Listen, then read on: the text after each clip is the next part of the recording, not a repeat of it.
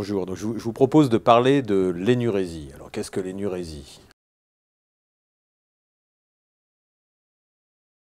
C'est tout simplement le pipi au lit qui persiste chez un enfant de plus de 5 ans. Ça veut dire quoi? Ça veut dire que tout simplement avant 5 ans, il n'est pas anormal que votre enfant continue de faire pipi au lit. Voilà.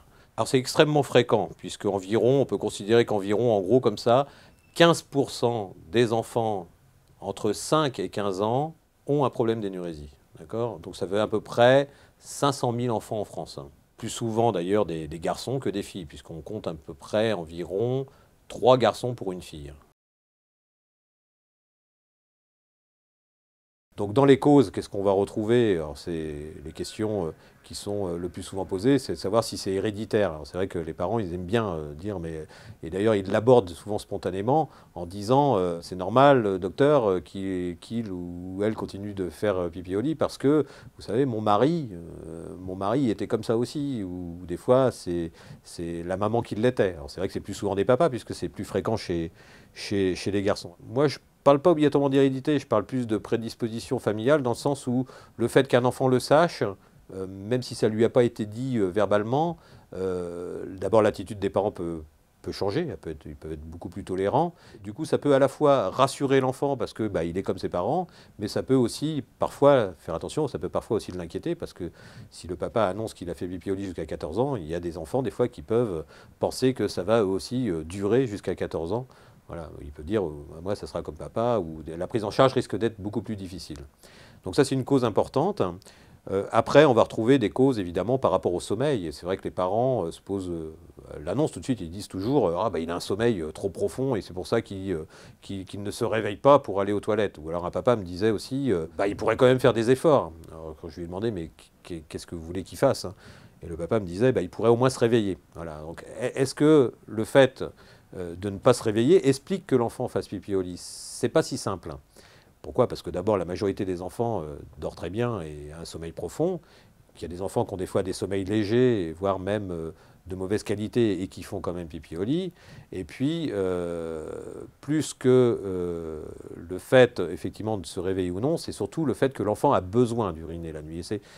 Et c'est sur cette question-là, et c'est plus sur cette cause-là. C'est-à-dire que ce n'est pas le fait qu'il ne se réveille pas qui explique qu'il fasse pipi au lit, mais c'est parce qu'il a besoin et que du coup ce besoin ne suffit pas à le réveiller. Alors les autres causes, il y a certains qui disent ah bah oui, mais dans la journée il fait pas beaucoup pipi et il fait tout la nuit, ce qui est possible. Effectivement, c'est une des causes qu'on retrouve, c'est-à-dire que on a l'impression comme ça que sur la quantité d'urine que va produire l'enfant, tout va se faire la nuit. Alors c'est vrai que les médecins connaissent très bien effectivement ce mécanisme et du coup ça va avoir aussi des conséquences sur ce qu'on va demander à l'enfant, puisque si on ne veut pas qu'il urine trop la nuit, il va falloir lui demander d'uriner un petit peu plus la journée. Donc là il va avoir des choses pratiques à faire. Donc c'est vrai que certains enfants font plus pipi la nuit que la journée. Enfin, il y a des parents qui vont dire aussi, bon, soit parce qu'ils l'ont lu, soit parce qu'ils le pensent, bah oui, mais docteur, c'est parce qu'il a une vessie qui est trop petite, donc ça tient pas la nuit. Alors c'est vrai que c'est aussi une des causes qui est évoquée par les médecins, à savoir que non pas que la vessie est trop petite, mais disons que c'est une vessie qui ne se remplit pas bien parce que elle est tout le temps en train de se contracter. Alors ça, on peut le retrouver par exemple chez des enfants qui, dans la journée, ont toujours envie de faire pipi. Voilà, c'est-à-dire que toutes les 5 minutes, ils demandent d'aller aux toilettes, on ne peut pas faire un voyage ou aller dans un grand magasin sans être obligé de faire une pause aux toilettes. Donc ces enfants-là peuvent avoir aussi le même type de comportement la nuit, et du coup, ces enfants-là peuvent avoir aussi tout le temps besoin d'uriner. Le problème, c'est que dans la journée, encore, ils peuvent à peu près attendre, alors que la nuit, évidemment, ils vont avoir comme ça plusieurs épisodes où ils vont faire pipi.